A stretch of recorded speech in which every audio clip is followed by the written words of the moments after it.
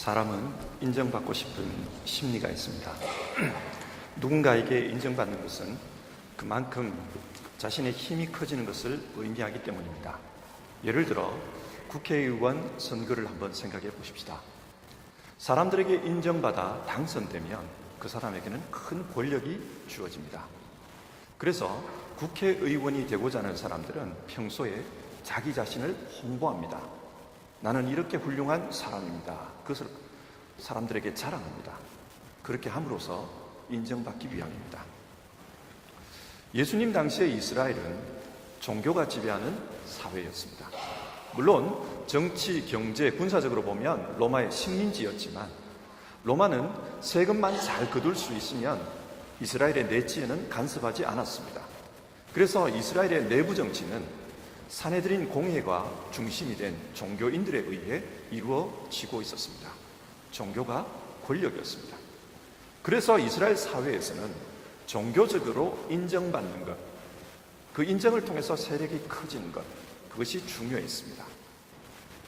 이 당시 종교 생활에서 중요하게 생각하는 경건 행위가 있었는데 그것이 바로 구제, 기도, 금식이었습니다. 구제는 이웃과의 관계, 기도는 하나님과의 관계, 금식은 자신과의 관계에서 경건을 나타내는 행위였습니다. 이 행위들은 선한 것입니다. 하지만 당시 사회에서 종교적으로 인정받고 그래서 권력을 가지고자 하는 사람들에게는 이 선한 행위들이 위선적으로 이용되고 있었습니다. 그래서 예수님은 이런 위선적인 신앙의 위험성에 대해서 말씀하십니다. 그게 6장입니다. 특히 오늘 읽은 본문은 구제 행위에서 나타날 수 있는 위선의 위험성에 대해서 말씀하고 있습니다. 이 말씀을 살펴보면서 먼저 성경이 말하는 구제가 무엇인가 그것을 한번 생각해 봅시다. 구제를 가리키는 헬라어 엘레모시네라는 단어는 자비를 행하는 것, 그런 뜻입니다. 가난한 자와 같이 도움이 필요한 사람에게 어떤 이익도 바라지 않고 베푸는 선행, 그것이 엘레의 모시네입니다. 신약 성경은 이것이 굉장히 중요하다고 봅니다. 그래서 의로움과 동일한 의미로 취급하고 있습니다. 여러분, 누가 천국에 들어갑니까? 의로운 사람입니다. 그러니까 이 엘레의 모시네를 행하는 사람들, 그 사람들이 천국의 주인이다. 성경은 구제를 그 정도로 중요하게 여겼습니다. 야고보서 1장 27절은 하나님 앞에서 정결하고 더러움이 없는 경건은 고아와 과부를 그 환난 중에 돌보고 또 자기를 지켜 새 속에 물들지 아니하는 그것이라, 그렇게 말씀합니다. 그러니까 구제는 고아와 과부, 환난 당한 자와 같이 어렵고 힘든 상황에 있는 이들을 돌보는 것입니다. 그러면 여러분, 성경은 왜 구제를 이렇게 중요하게 여길까요? 성경이 말하는 하나님의 소원은 임마누엘입니다. 하나님은 언제나 우리와 함께 하시기를 원합니다. 왜 함께 하시기를 원하는가? 하나님의 복이 우리에게로 흘러 들어가기를 원하기 때문입니다. 그래서 하나님에게 있는 복됨, 의로움, 영원함, 그 하나님의 삶에 우리가 참여하기를 원하십니다. 마찬가지로 하나님은 우리를 통해 그 하나님의 복이 세상으로 흘러가기를 원하십니다. 우리가 세상의 복의 통로가 되기를 원합니다. 이스라엘은 이집트 땅에서 노예로 살았습니다. 그래서 노예로 산다는 것이 얼마나 어려운지를 잘 압니다. 하나님은 그런 이스라엘에게 그 땅의 고아와 과부 또 나그네 된 자들을 구제하라고 합니다. 하나님의 복이 이스라엘에게 흘러 들어왔듯이 이스라엘 역시 자기 자신을 통해 그 복이 가난한 자, 궁핍한 자, 나그네 된 자들에게 흘러가게 해야 한다, 그렇게 가르치는 것입니다. 이렇게 될 때 세상은 하나님의 나라가 됩니다. 그래서 성경은 구제를 아주 중요하게 강조하고 있습니다. 너무 중요하기 때문에 하나님은 이 구제와 관련해 약속도 주셨습니다. 신명기 15장 10절의 말씀입니다. 너는 반드시 그에게 줄 것이요 줄 때에는 아끼는 마음을 품지 말 것이니라. 이로 말미암아 네 하나님 여호와께서 네가 하는 모든 일과 네 손이 닿는 모든 일에 네게 복을 주시리라. 하나님의 뜻대로 구제하면 하나님께서 복을 주시겠다, 그렇게 약속하셨습니다. 자, 그러면 여러분, 어떻게 하는 것이 하나님의 뜻대로 행하는 구제입니까? 예수님은 이와 관련하여 외식하는 자들처럼 구제하지 말라, 그 말씀을 먼저 합니다. 2절입니다. 그러므로 구제할 때에 외식하는 자가 사람에게서 영광을 받으려고 회당과 거리에서 하는 것 같이 너희 앞에 나팔을 불지 말라. 진실로 너희에게 이르노니 그들은 자기 상을 이미 받았느니라. 여기서 예수님은 남을 돕는 구제를 외식, 즉 위선이라고 공격하고 있습니다. 왜 구제를 위선이라고 공격할까요? 남을 돕는 목적이 옳지 않기 때문입니다. 2절에 따르면 사람에게 영광을 받으려고, 즉 사람에게 인정받을 목적으로 구제하고 있습니다. 이런 구제는 진정한 구제가 아니라는 거예요. 이 구제를 통해서 사람에게 인정받고 또 권력을 얻고 힘을 더 가지려는 것, 이건 구제가 아니라 위선이라고 말씀합니다. 예수님은 이런 구제를 은유적으로 나팔을 부는 구제다, 그렇게 말씀합니다. 예수님 당시에는 회당에 많은 액수의 구제금을 내면 실제로 회당에서 나팔을 불어주었다고 합니다. 그래서 사람들에게 이 사람이 얼마나 많은 액수의 헌금을 했는지 아느냐, 공개적으로 광고했던 겁니다. 근데 예수님은 이렇게 하면 하늘에서는 상이 없다고 합니다. 왜냐하면 이미 이 땅에서 그 사람이 원하는 것, 즉 사람에게 인정받는 것, 또 자기가 목적으로 하는 것, 즉 힘과 권세를 얻었기 때문이라고 합니다. 예를 들어 어떤 사람이 경제적으로 아주 어렵게 되었다고 합시다. 갑자기 어려움에 빠졌기 때문에 자기 삶을 어떻게 대처해야 될지 막막합니다. 생활이 곤란해졌습니다. 그런데 그것을 아는 어떤 교우가 찾아와서 도움을 줍니다. 그러자 어려움에 빠진 분이 참 고마운 마음으로 그 도움을 받았습니다. 그런데 다가오는 주일에 교회를 가보니까 이상한 거예요. 소문이 파다합니다. 아무개가 지금 어려움에 빠졌고, 그래서 내가 그 사람을 위해서 얼마를 도왔고, 뭐 이런 이야기들이 바닥에 퍼져 있는 겁니다. 자, 그렇다면 도움을 받은 분의 기분이 어떨까요? 아마 그 자리에서 당장 그 돈을 돌려주고 싶을 것입니다. 도와준 분은 자기 선행 때문에 교회 안에서 인기가 올라가고 사람들에게 인정받겠지만, 도움을 받은 분은 심리적으로 굉장히 불편해집니다. 그리고 곤란해집니다. 지금은 텔레비전을 봐도 그런 장면이 잘 안 나옵니다만, 예전에는 연말이 되면 불우이웃 돕기 성금을 내라고 했습니다. 그리고 그때가 되면 텔레비전에서 불우이웃 돕기 성금을 내는 사람들을 방송을 해줬어요. 많은 액수의 돈을 내는 사람들은 양복을 입고 뉴스 시간에 나와가지고 인터뷰도 했습니다. 카메라 앞에서 봉투를 이렇게 넣는 것을 찍기도 했습니다. 사람을 돕기 위해서 구제금을 내는 것인지, 아니면 자기 회사의 이미지를 광고하기 위해서 구제금을 전하는 것인지 의도가 불분명한 경우가 참 많았습니다. 또 사회 지도층들이 고아원이나 양로원을 찾아가서 선물과 함께 사진 한 컷을 찍습니다. 그리고 선거 때가 되면 그 찍힌 사진들이 홍보물에 등장을 합니다. 이게 예수님께서 말씀하시는 나팔을 부는 것이 아니겠습니까? 물론 여기서 오해하면 안 됩니다. 예수님의 말씀은 구제를 철저히 감추라, 그런 뜻이 아닙니다. 어떤 사람은 내가 구제하는 것이 드러나기 때문에 나는 구제를 하지 않겠다, 그렇게 말씀하는 분도 있습니다. 그러나 지금 성경이 말씀하는 것은 구제한 행위가 드러난다, 드러나지 않는다, 그 문제가 아닙니다. 구제를 한 의도가 무엇이냐, 그거에 관한 것입니다. 사람에게 보여주기 위해서, 내 유익을 위해서 했느냐, 아니면 하나님의 뜻을 이루기 위해서 했느냐, 그것에 대해서 따지고 있는 겁니다. 그렇다면 여러분, 하나님의 뜻을 이루는 구제가 무엇입니까? 예수님은 이렇게 말씀합니다. 3절, 너는 구제할 때에 오른손이 하는 것을 왼손이 모르게 하라. 이게 무슨 말입니까? 오른손도 내 몸의 일부고 왼손도 내 몸의 일부입니다. 그런데 오른손이 하는 일을 어떻게 내 몸인 왼손이 모르겠습니까? 이 말씀의 의미는 구제는 나 자신도 모르게 해야 된다, 그런 말입니다. 예를 들어 보겠습니다.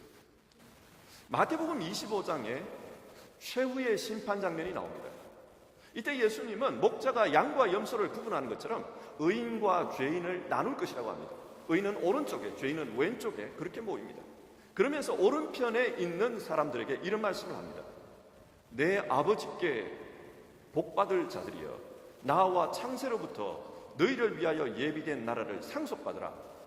내가 줄일 때에 너희가 먹을 것을 주었고, 목마를 때에 마시게 하였고, 나그네 되었을 때에 영접하였고, 헐벗었을 때에 옷을 입혔고, 병들었을 때에 돌보았고, 옥에 갇혔을 때에 와서 보았느니라. 그러자 이 이야기를 들은 사람들이 의아해서 예수님께 묻습니다. 주님, 내가 언제 주님에게 음식을 대접했고 언제 주님을 돌보았습니까? 이들은 절대로 예수님을 돌본 일이 없다고 합니다. 그러자 예수님께서는 내가 진실로 너희에게 이르노니 너희가 여기 내 작은 형제 중에 지극히 작은 자 하나에게 한 것이 곧 내게 한 것이니라, 그렇게 말씀합니다. 이들은 자신이 선행을 베풀었다는 것을 모릅니다. 왜 모를까요? 뭔가 의도를 가지고 선행을 한 게 아닙니다. 그저 그렇게 그냥 살아온 것입니다. 쉽게 말해서 그 선행 자체가 이 사람의 삶이었습니다. 그냥 그렇게 살아온 것이지 무슨 의도를 가지고 이벤트를 하듯이 사진을 찍듯이 그렇게 한 적이 없다는 겁니다. 그러니까 오늘 본문에서 말하는 오른손이 하는 것을 왼손이 모르게 하는 구제란 자기 삶 자체가 자비의 삶입니다. 그래서 다른 사람에게 너무나도 자연스럽게 그 자비를 행하고 있는 것입니다. 너무나 자연스럽다 보니 자기도 모릅니다. 내가 언제 자비를 행했느냐? 예수님은 이게 진짜 구제라고 합니다. 그렇다면 여러분, 만약에 그 삶 자체가 자비의 삶이라면, 그래야 진짜 구제를 할 수 있다면 구제 이전에 그 사람 삶 자체가 자비로 바뀌어야 되지 않겠습니까? 행위 이전에 삶이 자비로 바뀌어야, 그래야 자연스럽게 구제를 베풀지 않겠습니까? 미국에 예수님을 신실하게 믿는 한 부인이 있었습니다. 그런데 어찌하다 보니 이 부인에게 큰 병이 찾아왔습니다. 병에 걸려서 하반신을 쓰지 못하게 되었습니다. 그렇게 몸에 장애가 생기자 이 여인의 삶에 변화가 일어납니다. 지금까지 보이지 않던 것이 보이기 시작한 것입니다. 내 몸이 아프고 보니까 다른 사람의 아파하는 게 보였습니다. 육체적으로 장애를 가진 사람, 고통을 가지고 있는 사람, 그 고통들이 보이기 시작합니다. 뿐만 아니라 영적인 아픔, 생활적인 어려움, 사람들이 고통 겪는 것이 하나 둘 보이기 시작했습니다. 삶이 달라졌습니다. 그래서 이분은 다른 사람을 돕기 시작했습니다. 그러던 중에 세상에서 가장 어려운 나라 한국 이야기를 듣게 되었다고 합니다. 당시 한국은 6.25 전쟁이 끝나고 나서 얼마 안 된 때라 많은 아이들이 고아 상태로 있었습니다. 이 부인은 이 이야기를, 이 글을 읽으면서 너무 가슴이 아팠다는 거예요. 얼마나 아프겠냐, 얼마나 힘들겠냐. 그래서 자신의 치료비를 조금씩 아껴가지고 한국을 돕는 데 보냈습니다. 그리고 그 돈이 조금씩 더 모여가지고 작은 고아원을 세우는 데 쓰였습니다. 그러던 중에 이분은 세상을 떠나고 맙니다. 이분의 남편과 자녀들이 유품을 정리하다가 서류 뭉치 하나를 발견했습니다. 그 서류를 살펴보니까 자신의 부인이 생전에 얼마나 많은 한국 고아들을 도왔는지 그 기록들이 나왔습니다. 당시 이 남편은 한국이 어디에 붙어 있는지도 몰랐습니다. 하지만 죽은 부인이 너무 그리워서 부인이 세운 그 고아원을 찾아가기로 합니다. 가보니까 그 고아원은 이제 작은 학교가 되어 있었습니다. 시설은 열악했지만 거기에 모여있는 아이들이 정말 열정적으로 배우려고 하는 그 모습에 이분이 감동을 받아버렸습니다. 그래서 이 남편은 미국으로 돌아가서 자신이 살던 집을 처분합니다. 그 당시로는 어마어마하게 큰 돈이었습니다. 그리고 그 돈을 한국에 보냈고 그 학교를 새로 정축하고 학교를 확장하도록 했습니다. 그 학교 이름은 자신의 아내 이름을 따서 이사벨 고등학교라고 불렀습니다. 지금도 부산에 가면 이 이사벨 고등학교가 있습니다. 자, 보십시오. 어떻게 오른손이 하는 일을 왼손이 모르게 남을 도울 수 있습니까? 이 부인의 경우는 자기 자신도 그 아픔을 겪기 때문에 남을 도울 수 있었습니다. 하나님께서 왜 이스라엘에게 너는 고아와 과부 그리고 나그네를 선대하라고 합니까? 너도 이집트 땅에서 그 괴로움을 겪어봤기 때문이다. 그렇게 말씀합니다. 구제는 내가 더 많은 것을 가졌기 때문에 그래서 적선하듯이 남에게 주는 것이 아닙니다. 구제는 내가 고통을 당하기 때문에 그 고통을 나누는 겁니다. 어떤 통계 자료를 보니까 비율적으로 따져볼 때 가난한 사람들, 정말 생활의 경계선에, 생활보호자 경계선에 있는 그 사람들하고 잘 사는 사람들 비율적으로 따져볼 때 누가 더 구제를 많이 하는가? 가난한 사람들이 더 많이 한다고 합니다. 왜 그럴까? 자신도 그 아픔을 겪고 있기 때문입니다. 여러분, 어떤 사람이 자비를 베풉니까? 팔복을 보면 마태복음 5장 7절에 긍휼히 여기는 자는 복이 있나니 그들이 긍휼히 여김을 받을 것이요, 이 말씀이 나옵니다. 여기서 긍휼히 여긴다 이 말이 자비를 베푼다, 그런 뜻입니다. 그런데 팔복의 구조를 보면 누가 자비를 베푸는 사람이냐?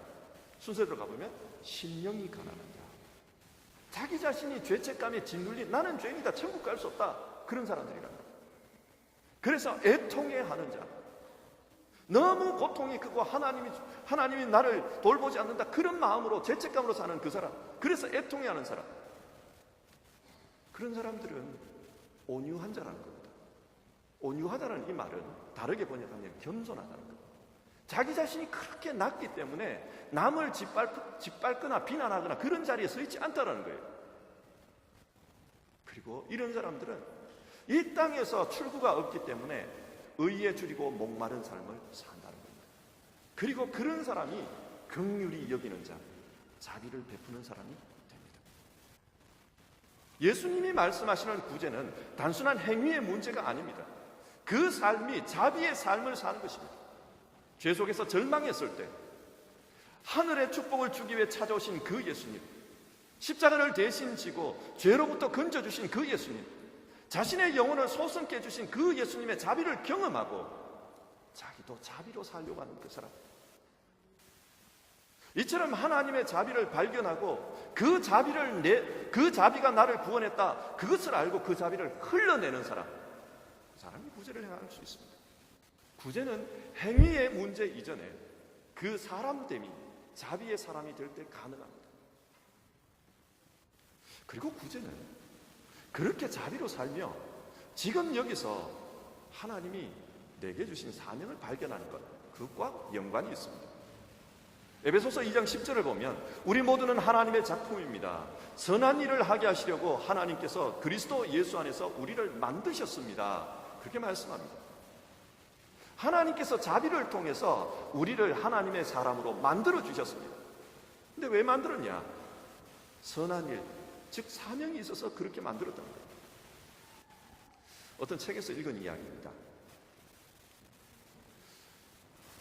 워싱턴에서 택시를 운전하던 한 흑인 할아버지가 있었습니다.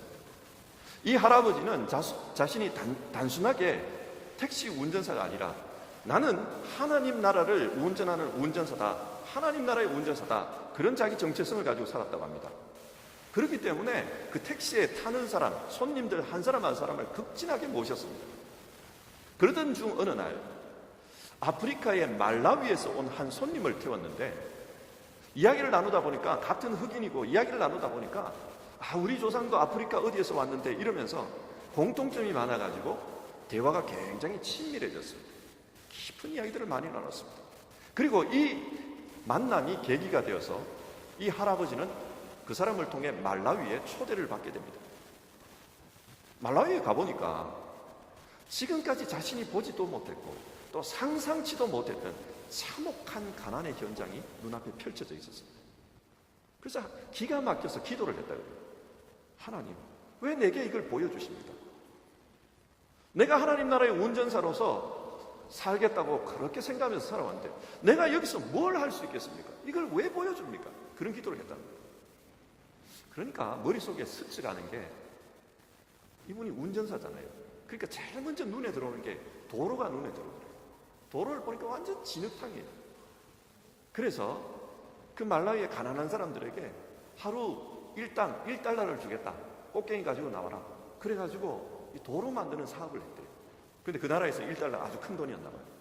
그래서 자기 돈으로 그렇게 도로를, 그 마을을 관통하는 2km짜리 도로를 만들었답니다. 그리고 미국으로 돌아왔어요. 돌아온 후에도 그 참혹한 이 잔상들이 머리에 사라지지 않는 겁니다. 그래서 또 1년 후에 그곳을 방문합니다. 가보니까 이번에는 그 자기가 아는 청년이 억울하게 감옥에 갇혔다는 거예요. 이 하나님 나라는 정의가 지배해야 되는데 이렇게 억울한 사람이 있어서 어떡하겠나. 그래 자기가 또 가져간 돈으로 이렇게 로비하고 어떻게 해가 그 청년을 빼낸 거예요. 석방이 됐어요. 그게 정의라고 봤습니다. 또 1년 후에 갔습니다. 이번에는 미국에서 씨앗을 많이 사갔다 그래요. 그래서 씨앗을 주면서 사람들에게 이 씨앗은 이런 데 뿌려야 된다, 몇 월 달에 뿌려야 된다, 농사를 가르쳤다고 합니다. 왜냐하면 하나님 나라는 적어도 배고픔을 넘어서야 된다, 그런 생각을 했기 때문에. 또 1년 뒤에 갔다고 합니다. 그때 갈 때는 축구공을 많이 사갔다 그래요. 왜냐하면 갈 데 없는 아이들에게 너희들도 하나님 나라 사람이기 때문에 기쁘게 살아야 된다, 하나님은 의와 평강과 희락의 나라다, 기쁨을 가져야 된다, 그래서 축구공을 주면서 놀아라 그랬다. 이런 식으로 이분은 해마다 그곳을 찾았고, 그러면서 그곳에 변화가 일어납니다.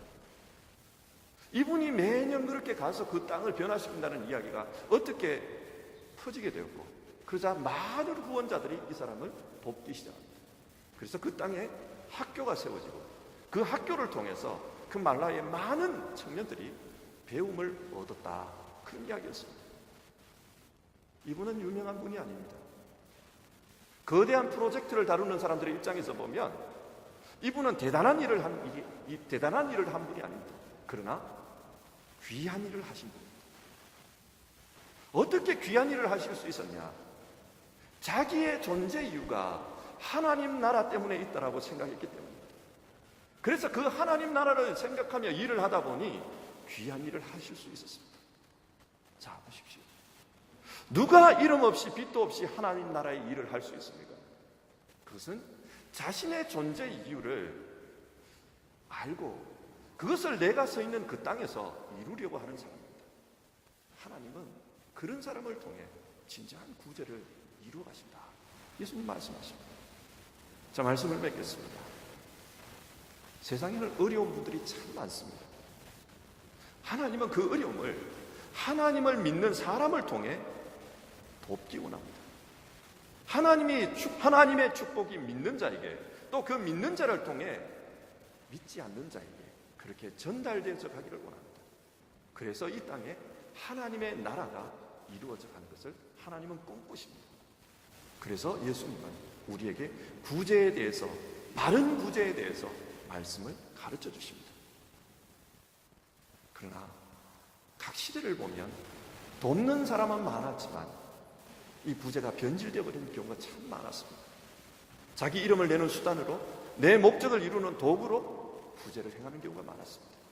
그래서 돕기는 도왔는데 도움을 받은 자들이 모욕을 당했고 수치를 겪는 경우도 참 많았습니다. 예수님은 이런 현실을 보면서 우리에게 오른손이 하는 일을 왼손이 모르게 그렇게 도와라, 그 말씀을 합니다. 그게 어떻게 가능합니까? 하나님의 자비를 실천하는 것은 행위 이전에 사람됨의 문제입니다.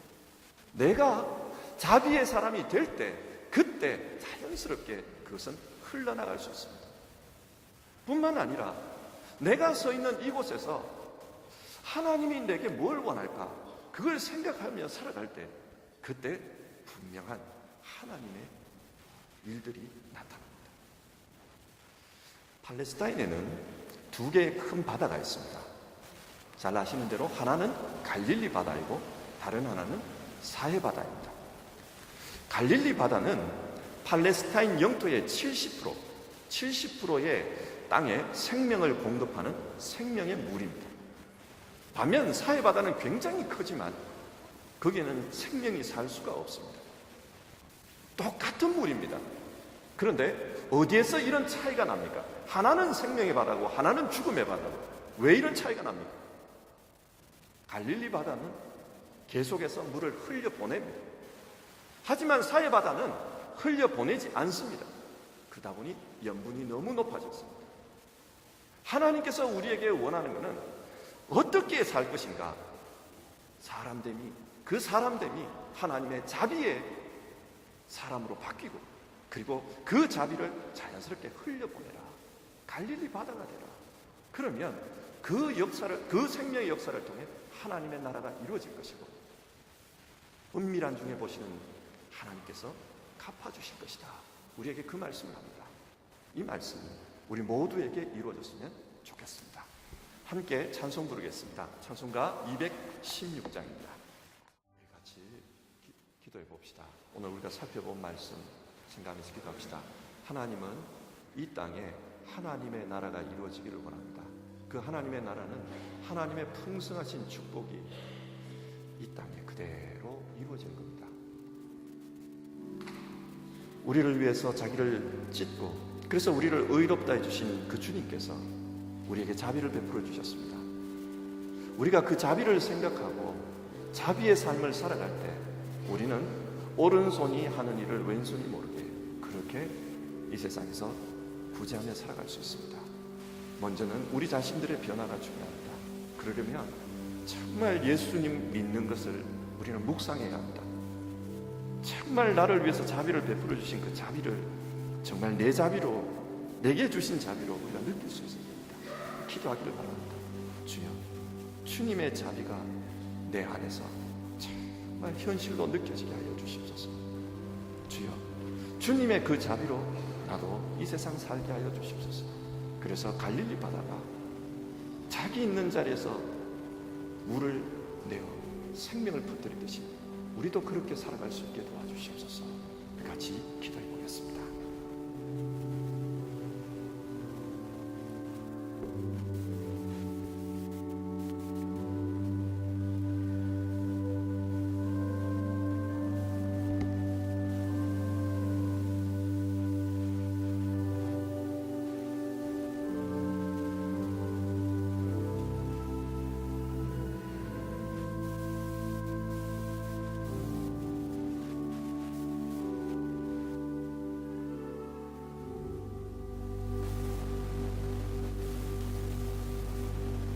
하나님 아버지, 오늘 구제에 대한 말씀을 나누었습니다.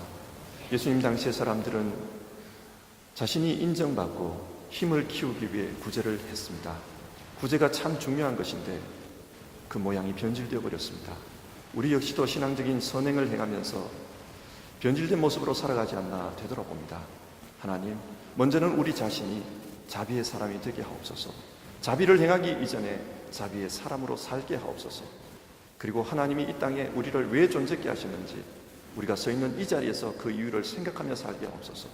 그래서 우리 안에 하나님이 주신 그 자비가 우리도 모르게 흘러나갈 수 있기를 바랍니다. 우리 모두를 통해 하나님의 뜻이 이루어지기를 소망하며 예수님의 이름으로 기도드립니다. 아멘.